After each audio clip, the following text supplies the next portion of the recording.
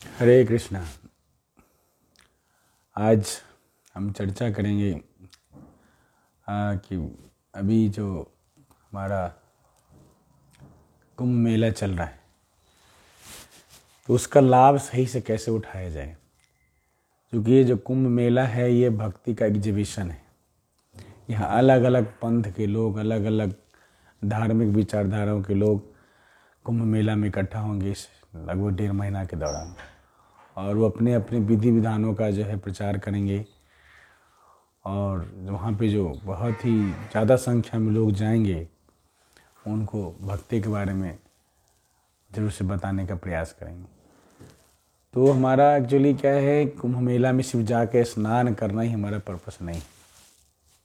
Yes, स्नान करना तो है ही, बट असली पर्पस है जब हम कुंभ मेला में जाएं तो वहाँ पे स्नान के अलावा वहाँ भक्तों का संग करें। जो वहाँ पे क्या है, बहुत सारे शुद्ध भक्त कुंभ मेला में इकट्ठा होते हैं, तो उनका हम संग करें, उनसे कथा श्रवण करें, उनसे शास्त्र के बारे में हम समझें, भक्ति कैसे करना है ये समझें, और उसको समझ करके फिर हम आए, अपने घर पे आए और उसको फिर अपने जीवन में शामिल करें, जिसको साधु संग बोलते हैं।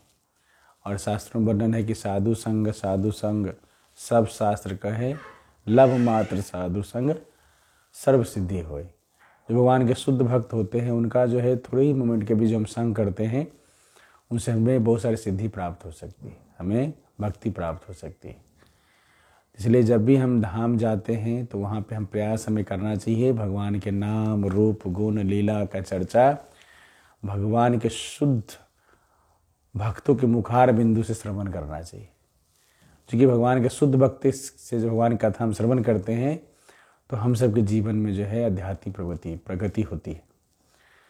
तो अदरवाइज हम सिंपली नहा के चले आते हैं तो ठीक है, उस समय फ़ायदा होगा। बुलाता है कि जो है पवित्र नदियों में और पवित्र दिवस में स्नान करने से हमारे जो है पापों का क्षय होता है, लेकिन जो पाप करने की प्रवृत्ति होती है वो स्टिल बनी रहती है। तो हाथी स्नान की तरह हो जाता है कि हम जाए, स्नान करके आए, फिर गंदगी भी लपेटते रहे, लेटते रहे। तो वही चीज़ है, जब सिर्फ हम धाम जाते हैं, वहाँ स्नान करके आते, ठीक है, हमारा कुछ पाप खत्म हो जाएंगे अभी तक का, लेकिन जो पाप करने की प्रवृत्ति है वो हमारी प्रवृत्ति अभी बनी रहेगी, फिर हम आगे पाप करेंगे। तो अल्टीमेटली हमारा जो है फिर इस हम पाप पुण्य के चक्र में फंसते रहेंगे और फिर हम जन्म मृत्यु जरा व्याधि का साइकिल उसको पार नहीं कर पाएंगे। तो जो भी ये हमारा कुंभ मेला चल रहा है बहुत बड़ा अवसर है, हम सब वहाँ जाएं, भक्तों से भगवान के कथा के बारे में श्रवण करें और वो जैसा कहते हैं उनके आदेश को आकर के अपने जीवन में भी अप्लाई करें, शास्त्रों को पढ़ें, है ना। सिर्फ जाके स्नान करके चले आएंगे उससे हमारे जीवन बहुत सारा परिवर्तन शायद नहीं होने वाला है। तो अभी तो है सब लोग स्नान करने के लिए जा रहे हैं, करोड़ों करोड़ लोग भीड़ हो रही है, बट अच्छी बात है, लेकिन हमें असली फ़ायदा कुंभ का तब मिलेगा जब हम भक्तों का संग करेंगे। क्योंकि जो बोला जाता है जो भगवान के शुद्ध भक्त होते हैं तो तीर्थी करंती तीर्थानी करके तीर्थी कुर्वंती तीर्थानी बोला गया है। जो भगवान के शुद्ध भक्त होते हैं अपने आप में वो तीर्थ होते हैं। क्योंकि तीर्थ का मतलब होता है जहाँ पे हमें भगवान का नाम रूप गुण लीला इसके चर्चा के बारे में हमें श्रवण करने को मिलता है। जो भगवान के शुद्ध भक्त होते हैं वो चलते फिरते तीर्थ होते हैं, शास्त्रों में वर्णन है। इसलिए भगवान के शुद्ध भक्त का हम संग करते हैं तो निश्चित तौर पे, और संग करने के बाद उनके जो आदेश उनका हम पालन करते हैं तो निश्चित तौर पे हम सबके जीवन परिवर्तन होता है। अन्यथा सिर्फ जाके मिल ले, थोड़ा प्रणाम करके आ जाए, वो आशीर्वाद अच्छा है, लेकिन उतना परिवर्तन हमारे जीवन में नहीं होने वाला। इसलिए आप सबसे अनुरोध है कि आप जो भी आप कुंभ जाते हैं आप जाइए, अच्छी तरह स्नान करिए और वहाँ जाके भक्तों का संग करिए, शास्त्रों के बारे में सुनिए, कुछ शास्त्र वहाँ से लेके आइए, भगवद गीता जैसे कम से कम भगवद गीता लेके आइए यदि नहीं है तो, और फिर उसको सही मार्गदर्शन में पढ़िए और फिर उसके प्रिंसिपल को अपने जीवन में अप्लाई करिए। फिर आप देखेंगे आपका जीवन कितना सुंदर हो सकता है। और भक्ति का मतलब ये है कि वहाँ, और दूसरा कन्फ्यूजन वहाँ पे होता है, कुंभ मेला अलग अलग पंथ के लोग आएंगे, कोई ध्यान योगी होंगे, कोई कर्म योगी होंगे, कोई ज्ञान योगी होंगे, कुछ भक्ति योगी होंगे। तो हमें ज़्यादा कई बार कन्फ्यूजन होने लगता है कि ना वो तो जो पहाड़ पे रहते हैं, जो ठंडा पानी में रह के ठंडा के दिनों में तपस्या करे, उन्हीं को भगवान प्राप्त होगी या उन्हीं को सिद्धि प्राप्त होगी। बट ऐसा नहीं है। भगवान भगवद गीता में जो है अलग अलग योग की चर्चा किए हैं, ज्ञान योग, ध्यान योग, कर्म योग, भक्ति योग। तो कलयुग में कर्मयोग और भक्ति योग ही संभव है, और इन सभी योग में बेस्ट भगवान बताते हैं कि भक्ति योग। भगवान भगवद गीता के 6 अध्याय के 27वें श्लोक में बताते हैं, योगी नाम अपि सर्वेषां मद्गतेन अंतरात्मना श्रद्धावान भजतो यो माम समय युक्ता तममत। भगवान बोलते हैं कि सभी योगियों में जो भक्ति योगी है बहुत ही सर्वश्रेष्ठ है, क्योंकि सिर्फ भक्ति के द्वारा ही हम भगवान को जान सकते हैं। न हम ज्ञान से, न ध्यान से, न दान से हम भगवान को नहीं जान सकते। लेकिन भगवान को जानने का एक ही माध्यम है कि हम अच्छी तरह से भक्ति करके भगवान को समझ सकते हैं। और ये भक्ति करने का तरीका हमें कैसे सीख पाएंगे? तो हमें एक शुद्ध भक्तों के माध्यम से हमें सीखना पड़ेगा। और शुद्ध भक्त भगवान के कौन है? जो शास्त्रों को समझते हैं और समझने के बाद उसके शास्त्रों के प्रिंसिपल्स को अपने लाइफ में इस्तेमाल करते हैं, उसी के प्रिंसिपल्स पे जीते हैं।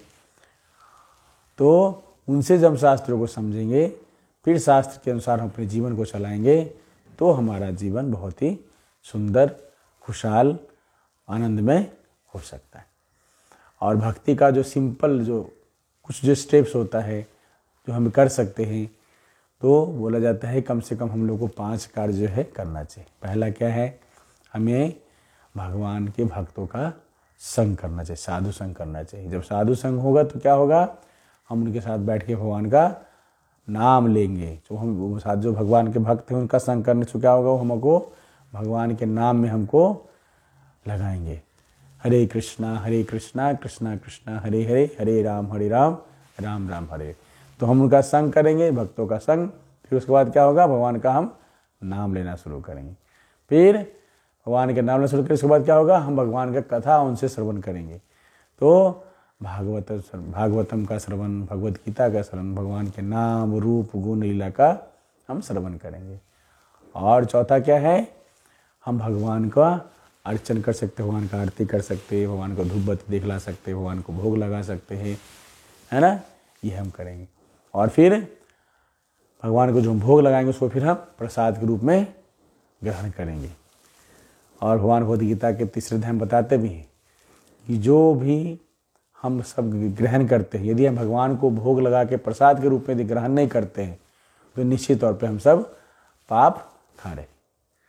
तो भगवान के आदेश के अनुसार क्या है? हम सब जो भी खाते हैं, हम सब भगवान को पहले उनको ऑफर करना चाहिए, फिर प्रसाद के स्वरूप में हमें ग्रहण करना चाहिए। ये हमारे फायदे के लिए। भगवान भूखे नहीं हैं। भगवान तो पूरी दुनिया के मालिक जगन्नाथ हैं, उनको कुछ नहीं चाहिए। लेकिन इसी तरह से जैसे कोई पिताजी घर में मिठाई लेके आते हैं, तो बच्चा क्या करता है? 4 मिठाई लेके पहले पिताजी को देते, पिताजी आप खाओ और फिर हम लोग खाएंगे। तो पिताजी ही लेके आए हैं, लेकिन पिताजी अपने बच्चे के इस बिहेवियर से बहुत ही संतुष्ट फील करते हैं और वो आशीर्वाद भी देते अपने बच्चे को और खुश रहते। तो यही हमें करना है। सब तो भगवान का है, ईशावास्यम इदं सर्वम, लेकिन वही क्या करना है? भगवान को अर्पित करना है, फिर उसे प्रसाद के रूप में हमें स्वीकार करना है। जिस प्रकार से जो 5 स्टेप है, भक्तों का संग करना, भगवान के नाम का जाप लेना, भगवान के ग्रंथों का, शास्त्रों का अध्ययन करना, भगवान को धूप बत्ती दिखाना, अर्चन करना, प्रणाम करना और भगवान का प्रसाद ग्रहण करना। जो 5 स्टेप है, ये हम सबको करने से क्या है? हम सब भक्ति जीवन में अपने आप को लगा सकते हैं। और इस कलयुग में भगवान से संबंध स्थापित करना कोई बड़ी बात नहीं है, डिफिकल्ट नहीं है। सिर्फ हमें भगवान का नाम लेना है। भगवान जैसे भगवद गीता के 7वें अध्याय के पहला श्लोक बोलते हैं, मय्या सक्तमना पार्थ योगम युञ्जन मदाश्रया असंशयम समग्रमाम यथागासि तस्सिनु। तो भगवान बोलते हैं कि मैया सक्त मना पार्थ। भगवान बोलते हैं कि मेरे में अपना मन लगाओ। तो हम सब कहीं ना कहीं अपना मन तो लगा के रखें, लेकिन हमारा असली लक्ष्य क्या है? हमको हमारा मन भगवान में लगाना है। और वो लगाने का जो माध्यम है कलयुग में क्या है? हमें भगवान का नाम लेना है अच्छी तरह से। और सिर्फ हम भगवान का नाम लेकर के जो है अपने मन को भगवान में आसक्त कर सकते हैं। इस प्रकार से आप सबसे अनुरोध है कि आप कुंभ मेला जाए। लेकिन आजकल कुंभ मेला में क्या चल रहा है कोई माला बेचने वाली माता जी है, उनका पूरा रील बन रहा है, और एक IIT रिटर्न स्पेशल इंजीनियर प्रभु जी है, IIT बाबा, उनका बस यही 2 कुंभ मेला में फेमस है। ऐसा नहीं है। मीडिया को थोड़ा सेंसिबली रिपोर्टिंग करनी चाहिए। मीडिया पर्सन से भी मेरी आग्रह है कि बहुत सारे मेला में अच्छे भक्त हैं, बहुत सारे अच्छे कार्यक्रम चल रहे हैं जिससे कि भगवान के बारे में हम समझ सकते हैं, उनको भी थोड़ा अच्छी तरह से दिखाएं। सिर्फ IIT बाबा और जो है माला बेचने वाली माता जी को तरील बना के हाईलाइट करने की आवश्यकता नहीं है।